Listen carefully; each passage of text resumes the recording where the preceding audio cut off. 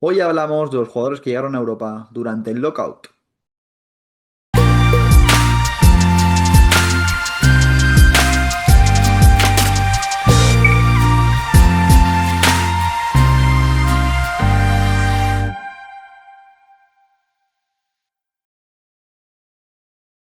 Pues muy buenos a todos, bienvenidos un día más a Eurostep, vuestro canal del baloncesto europeo. Y hoy volvemos a tener un vídeo de estos fresquitos de domingo, que ya sabéis, compatible con cualquier plan de este día festivo. Yo creo que es un vídeo que os va a gustar mucho porque hablaremos de varios nombres importantes que jugaron en Europa durante ese llamado lockout, ¿no? Ese parón, cierre Mm. patronal de la NBA durante la temporada 2011-2012. Y como siempre, para hablar de todo ello, tengo a Adri Guizábal. Adri, menudo vídeo nos espera hoy, ¿eh? ¿Qué tal? ¿Cómo estás, Marc? Un vídeo que, idea tuya, hay que reconocer las cosas. Al César, lo que es el César, es idea tuya.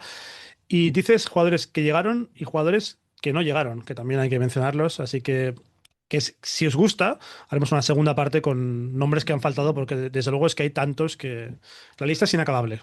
Sí, de Así- hecho, por matizar el vídeo, no vamos a hablar de los que llegaron a nuestro país, a España, porque eso lo dejamos para otro vídeo. Había tantos que hemos tenido que dividir el vídeo y vamos a hablar de los que más impacto o los nombres más importantes que llegaron al resto del continente europeo, Adri, que son muchísimos, alrededor de 60 jugadores. Y en muchos casos, como veremos ahora, jugadores All-Star, campeones de la NBA y vamos, nombres que seguro que os suenan a todos. Sí, a ver, la lista es muy larga. No sé si quieres que mencione algunos nombres, porque es que la lista es tan larga que, si queréis, os menciono nombres que se han quedado fuera de la lista. Se han quedado fuera de la lista. Sonny Wims, Anderson, Mozgov, AC Lowe, Bujasic, Armstrong, Von Wafer, Jeff Adrien, Jordan Farmar, Nikola Pekovic, Danny Green, Boris Dio, Nikola Vucevic, Shai Lawson, Scalabrine, Semi Erden, Rory Turia, Abdullah Roberts, John Blair y otros. O sea, imaginaros la lista que nos hemos dejado, porque al final es que no han podido entrar todos. Esto es como una fiesta. Sí, hemos seleccionado a los seis más importantes, los que tenían, en algunos casos, las mejores historias. Mm, Pero bueno, hay mitos, ¿eh? Como Brian Scalabrine jugando con la Benetton de Treviso, mm, incluso Mehmet Okur, que fue All-Star y campeón de la NBA también volviendo a Telecom. También nombres, ¿no? Como T. Lawson, compañía, que en esa época, pues en la NBA, pues eran bases titulares y jugadores importantes, pero quizás el más importante de esta lista en cuanto a palmarés, voy a empezar yo hablando de Tony Parker, toda una leyenda del baloncesto mundial y francés, mm. ¿no? Que llegó a Asbel, de donde era, accionista y vicepresidente en ese momento. Ahora mismo ya es presidente y máximo accionista del club y firmó por un contrato, Adri, de 1.500 euros, algo muy simbólico. Ya dijo él que no iba al club pues a atracar, ¿no? Como han hecho otros que ahora veremos, sino que era por ayudar y una cosa simbólica. Tenía ofertas de Barça, o sea, imagínate lo que hubiera podido ser Tony Parker al Barça, de Mm. Efes y sobre todo de clubes chinos que le ofrecían mucha pasta. Y al final, pues Parker pues dijo en una entrevista que a él le hacía mucha ilusión, ¿no? Que sobre todo en su país, donde tanto le han querido en Francia, pues lo vieran jugar, ya que, bueno, la NBA, pues sabemos que en estos países, sobre todo europeos, como en España, como Francia, tiene un problema que se ve a las 3 de la mañana y, pues bueno, le hacía ilusión que familiares, amigos, pues lo pudieran ver. Así que estuvo Tony Parker, que jugó 8 partidos con Asbel. Hay una frase muy buena de Popovich cuando firma por Asbel porque estaba muy en duda en ese momento, ¿no?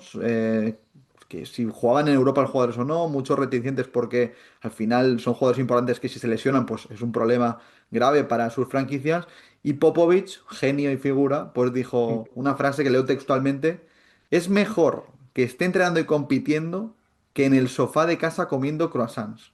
Así que eh, Popovich, genio y figura, ya decimos que alababa ese fichaje de Tony Parker, que decimos que tiene unas medias espectaculares, 20 puntos de media en la liga francesa. Y la curiosidad es que solo tiene un partido en Eurocup, que es la competición que ese año participaba Asbel, que es contra Valencia Basket. que firma un partido de 34 puntos, 5 rebotes, 5 asistencias, que se acaba imponiendo el equipo francés. También estaba en ese equipo, por ejemplo, Ronnie Turiaf, que era compañero de Tony Parker, y fue el único partido. Valencia Basket tuvo ahí la mala suerte, un Valencia Basket con bastantes nombres conocidos, como Lishu, como Rafa Martínez, Pietrus y compañía. Y bueno, pues eso, ¿no? Numerazos de un Tony Parker que estuvo poco Adri, pero tiene Mm. pues lo que decimos, ¿no? Estaba no en el prime de su carrera, pero aún le faltaba ganar el anillo del 2014. Venía a hacer buenas temporadas, de ser MVP en el año 2007 de esas finales de la NBA. Y bueno, un jugador que no hace falta presentar mucho. ¿Qué decir, no, de Tony Parker? ¿Qué decir? Sobre todo que tú lo has sufrido, ¿no? Entre comillas, con ese partido, uno de los partidos más bestias que hemos visto de Tony Parker aquí en Europa. Y la verdad es que el debate es de uno de los mejores bases que han visto mis ojos y los tuyos también, creo yo. Sí, sí. Además recuerdo verlo en directo ese partido porque había mucha expectación, obviamente, en Valencia de que no todos los días juegas contra un jugador como Tony Parker, aunque bueno, te ganó y hizo un partidazo, pero siempre mola, ¿no? Que tu equipo se enfrente a leyendas de este carácter. Adri, vamos al siguiente porque creo que no te quedas mucho, muy atrás con el tuyo, ¿eh? Bueno, por cierto, Olala Parker, el mejor mote de la historia. No me quedo atrás y el nombre es Deron Williams, que otro que lo conoceréis, que fue All-Star 2010, 2011, 2012, no está nada mal, que bueno, venía de jugar en un doble año en Utah y en Nets, para que os hagáis una idea, con buenos números, 21,3 puntos el rato en Utah y 15 puntos, 13 asistencias en su etapa en Nets. Y en este lockout acaba pues en un equipo que os acordaréis del martes que hablábamos con Allen Iverson y que en la pestañita os pondremos esto, pues acaba en Besiktas, en un equipo que apostaba bien, con un salario muy bueno, porque le ofrecen bastante dinero, 300.000 dólares al mes, lo que equivaldría a 5 millones al año, según decían, si se quedaba todo el año, así que poca broma. Y lo de Deron Williams fue increíble, porque ya como con Iverson hubo una expectación increíble en el aeropuerto, donde la gente le vino a apoyar. Y bueno, tiene momentos muy, muy importantes que hay que mencionar, sobre todo el partido de los 50 puntos en lo que se llama Euro Challenge, que es la tercera división de Europa, lo que se llama la FIBA Eurocup ahora, donde mete 50 puntos ante Göttingen y promedia 33,7 puntos en los partidos que juega allí. Así que poca broma los números del bono de Derón, que promedia 19,7 puntos y 6,4 asistencias en Liga Turca. Y esos 33 puntos que he mencionado en Euro Challenge. Y son 15 partidos tremendos, donde por cierto coincide con Mehmet Okur de rival, él en Dul Telecom y Derón en Besiktas, ganando el bono de Derón. Lo más interesante y lo más gracioso que me parece es que esos 15 partidos, Besiktas dice, sí, pues te vamos a retirar la camiseta porque ha sido muy bueno. Y creo que también les dio tanto poder mediático como con Iverson, que creo que es importante mencionarlo. Y lo más interesante, que es lo que por favor intentaré no extenderme, son cuando estaba allí en Turquía, se comprometió con la ESPN en hacer una especie de diario con todas las historias que hacía en Turquía. Y bueno, hay cosas súper interesantes. O sea, yo recomiendo que si queréis analizarlas una por una, pues hay muchísimas cosas, muchísimas, desde cómo llegó a Turquía, que perdió el visado su hijo, bueno, de todo tipo, hasta el partido aquel de Bélgica de Eurocup, que él no podía creerse que estaba hasta la una entrenando y dice, no puede ser, esto no me pasaba en Estados Unidos. Hay muchísimas cosas y, por ejemplo, analiza su equipo, dice, mira, estoy jugando con Semi Arden, estoy jugando con Zoran Erceg, perfiles así. Y lo más interesante luego, después, es que él se va, pero es que Besiktas sigue. Y Besiktas gana la Euro Challenge y gana la Liga. Un equipo entrenado por Ataman, o sea, imaginaros, que después pues acaba con Arroyo, con Mensah Bonsu, acaba con un equipo muy bueno.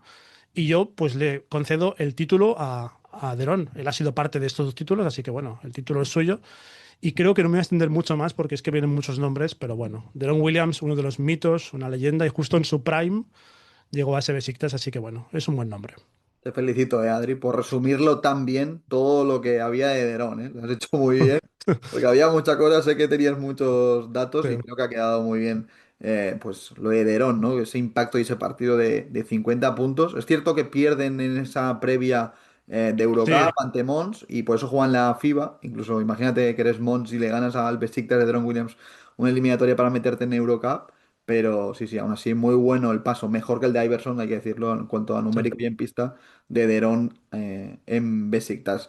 Vamos a hablar del que yo, Adri, he mencionado como posiblemente el mejor jugador de los que vinieron al lockout, por lo que hizo, ¿no? Porque se queda hasta el final de temporada y su equipo pierde solo 3 partidos de Euroliga esa temporada, aunque no consigue el título.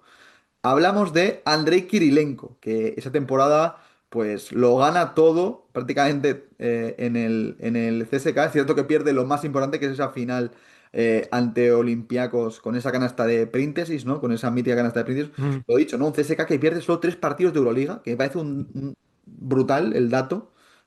Con Víctor Kriapa, con Alexei Zverev, con Teodosic, o sea, un auténtico All-Star. Jonas Kaldauskas era el entrenador y lo dicho, gana el título al MVP, luego también está en el mejor quinteto, mejor defensor de la Euroliga, o sea, absolutamente todo, pero se va con esa espinita, ¿no? De perder esa final. Al año siguiente él se va a Minnesota Timberwolves, es compañero de Ricky, y luego tiene una segunda etapa en 2015 en CSK que juega también y pierde esa Final Four también ante Olympiacos en semifinales, ese Olympiacos liderado por Spanulis, o sea que el Olympiacos se va a acordar mucho Kirilenko en su carrera porque le ha arrebatado, ¿no? Poder ganar esas 2 Euroligas Mm. y luego ya desde final de esa temporada ya se retira, después del 2015, un jugador que lo decimos, ¿no? Ha sido All-Star en la NBA, muy importante, y yo creo que fue el que más impacto tuvo en su equipo porque se quedó todo el año y ese CSKA Adri era una máquina espectacular, ¿eh? De los Mm.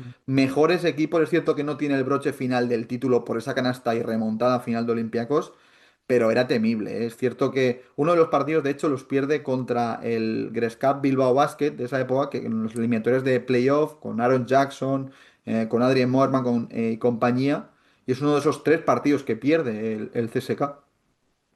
Sí, a ver, cuando hablamos alguna vez de equipos fetiche que tenemos, ese Chesca creo que es de los mejores que han visto mis ojos y los tuyos, estamos de acuerdo, ¿no? Un Sí, sí. Maccabi, o algún Panathinaikos, pero ese Chesca con Kirilenko como líder creo que es bestial. Aparte, que se quede todo el año, bueno, eso dice mucho de él y de su compromiso con un club que le valora mucho, así que bueno, es que Kirilenko, ¿qué decir de él? Un jugador espectacular. Sí, sí, tremendo lo de Andrei Kirilenko. Y ahora viene pues uno que el debate era quién lo hace, tú o yo, porque tú eres un amante de él, yo también, pero bueno, quería hacerlo yo porque, bueno, me hacía ilusión y ese es Danilo Gallinari, Il Gallo, que lo bueno de él es que viene a Olimpia porque ya estuvo. Él es canterano de allí. Su padre, Vittorio Gallinari, fue una leyenda del club. Y él vuelve donde estuvo en 2006, del 2006 al 2008, siendo importante, siendo MVP de la Liga y siendo Rising Star en la Euroliga. Así que poca broma con lo que hizo Gallinari antes de llegar allí. Antes, por cierto, en 2008 pierde contra Siena, que gana. Esa Siena que también nos encanta con tu amigo Bo Lester McCaleb. Y bueno, lo que hace es volver a Milano y hace buenos números, muy buenos números. Juega 7 partidos de Euroliga con 16,4 puntos y 4,4 rebotes, con un partido muy bueno contra Maccabi, donde creo que mete 23,6 rebotes, gran partido. Y sí que en la Liga su rendimiento no es tan bueno como en Euroliga. Quizás le aburría un poco más el nivel de la Liga y su promedio no llega a 11 puntos, que ya me gustaría hacerlos a mí, pero bueno. Lo interesante es que cuando él pasaba por el pabellón, la gente se acordaba de él como si no se hubiese ido. O sea, cuando él llegó en 2011, pasaron 3 años, pero él pues lo recordaba toda la gente que trabajaba ahí, dice, este chico no se ha ido, y bueno, le valoraba mucho a lo o sea, que hubiese vuelto a Milano.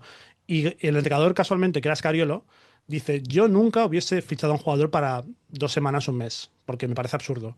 Pero como es Gallinari y es un icono y es una persona que siente los colores, creo que merece la oportunidad y creo que al final le dio buen rendimiento. Y bueno, ¿qué te voy a contar de Gallinari y de los italianos? Porque con lo que te gusta no puedes defenderlo más que tú, eso es todo claro.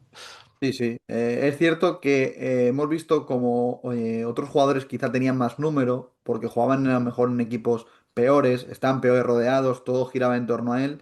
Galinari Mm. no, y además un entrenador como Oscar, lo que tú comentabas muy bien, que no era al principio demasiado partidario de eso, Mm. quizá no quiso involucrar o que el equipo, pues hablando mal y pronto, se las tirara todas Galinari y luego cuando se vaya, pues rompes un poco todos los sistemas. Por eso quizá no tiene los números porque estaba pues metido dentro del sistema de juego y quizás en el apartado numérico no destacó tanto, pero aún así yo recuerdo que tuvo un impacto muy, muy bueno en Milán y bueno, un jugadorazo, que vamos a decir del bueno del gallo.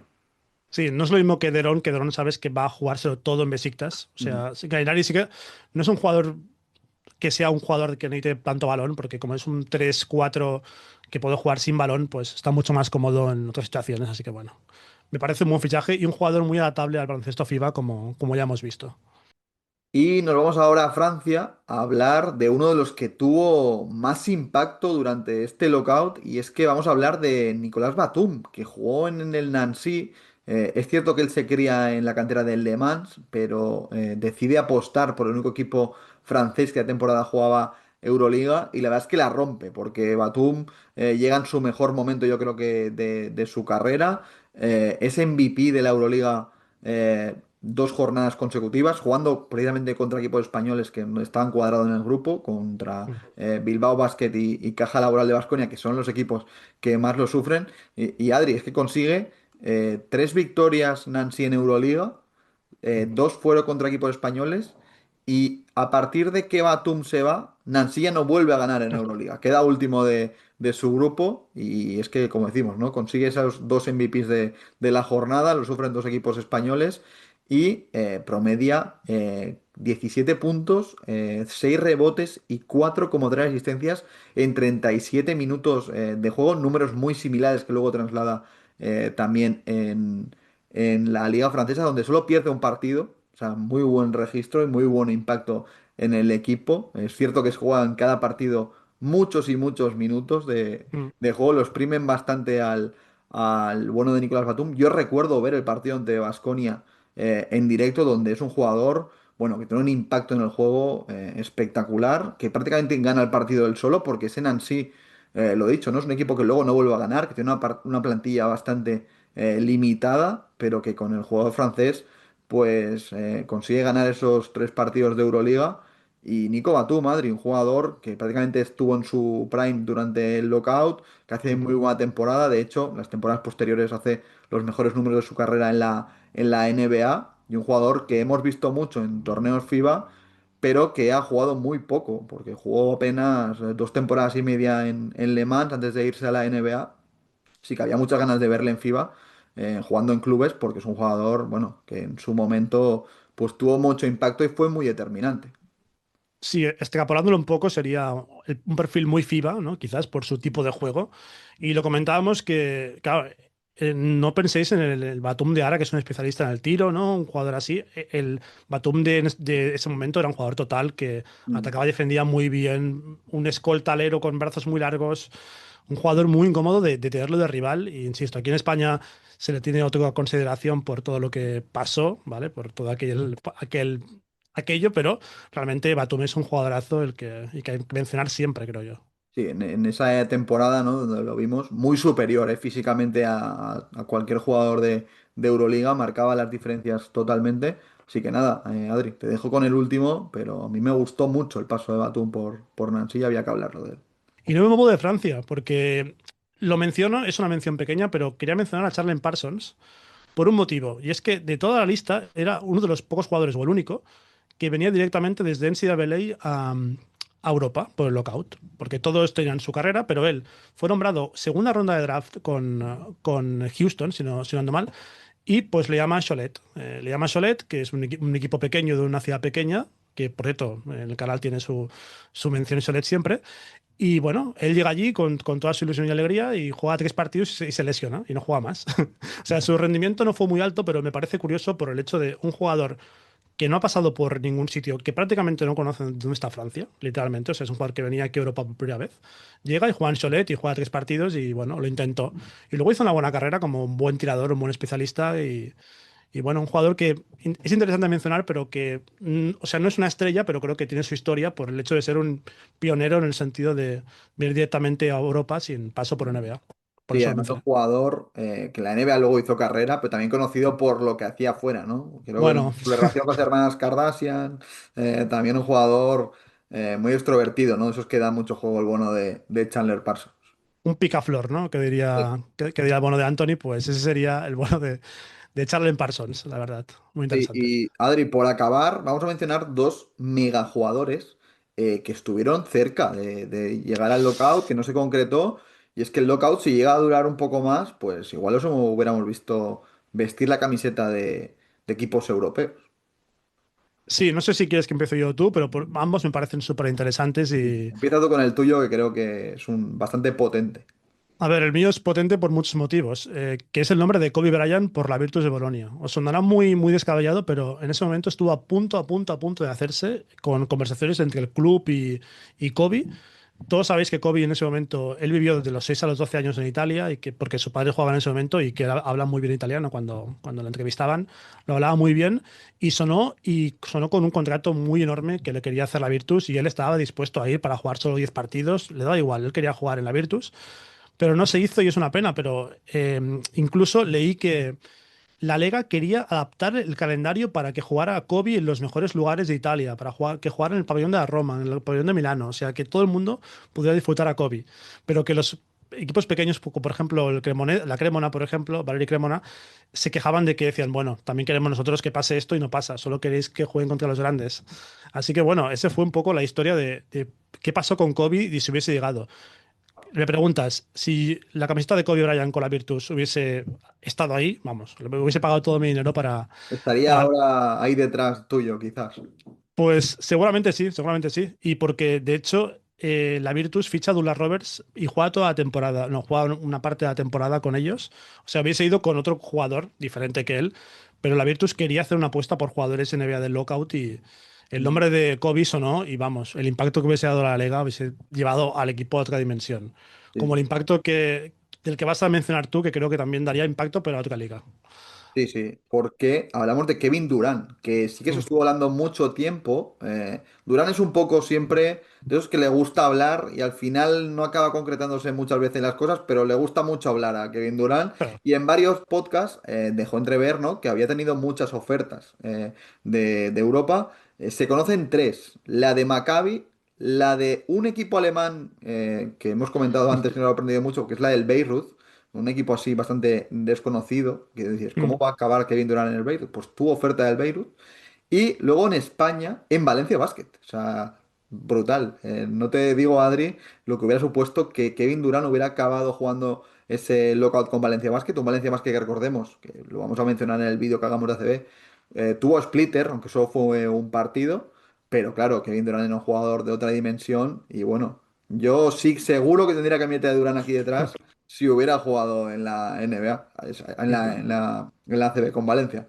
Así que, Adri, historias que pudieron ser, que no fueron, algunas les hemos contado que sí ocurrieron, un vídeo que teníamos muchas ganas de soltar, de Sí. los que más especial ilusión nos hacía.